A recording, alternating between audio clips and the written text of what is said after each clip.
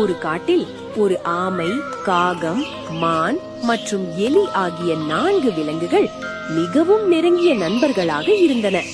ஒரு நாள் மான் காட்டில் மேய்ந்து கொண்டிருக்கும் போது காட்டில் இருந்த ஒரு ஆழமான கொடி பின்னலில் அதன் கால் மாட்டிக்கொண்டது. எவ்வளவு முயன்றும் மானால் வெளியே வர முடியவில்லை. மான் வராததை கண்டு கவலைப்பட்ட காகம் உயரே பறந்து சென்று தேடியது. மான் சிக்கியிருப்பதை பார்த்துவிட்டு மற்ற நண்பர்களிடம் வந்து சொன்னது. எலி உடனே ஓடிச் சென்று தன் கூர்மையான பற்களால் அந்த கொடிகளை கடிக்க தொடங்கியது. அப்போது அந்த பக்கமாக ஒரு பசியுள்ள சிறுத்தை இரை தேடி வந்து கொண்டிருந்தது.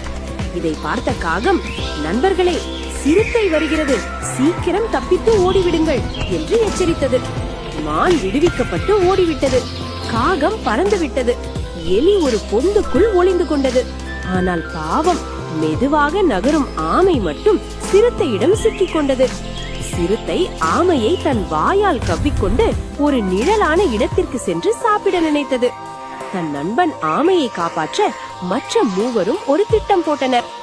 மான் சிறுத்தை வரும் வழியில் அடிபட்டது போல தரையில் விழுந்து கிடந்தது. காகம் மானின் மேல் அமர்ந்து அதை கொத்துவது போல நடிப்பது. இதை பார்த்த சிறுத்தை, ஆமையை விட இந்த மான் ருசியாக இருக்குமே என்று நினைத்தது. அது ஆமையை தரையில் போட்டுவிட்டு மானை பிடிக்க ஓடியது.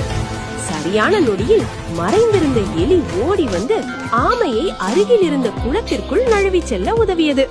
சிறுத்தை மானை நெருங்கியதும் மான் சட்டென்று துள்ளி குதித்து ஓடி மறைந்தது.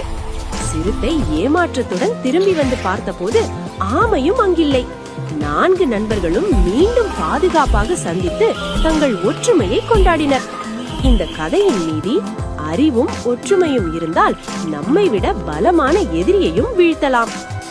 கோபத்தை விட கருணையை, அறியாமையை விட அறிவை தேர்ந்தெடுங்கள்.